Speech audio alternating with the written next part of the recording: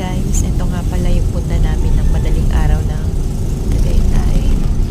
Diba? Kita nyo naman, super foggy talaga siya. Sa mga nagbabalak yan, sa mga bakasyon na, namnamin nyo yung lamig ng Pasko. Super lamig yan. Bakit parang nasa Baguio tayo? Halos wala kang yan. Ito yung papunta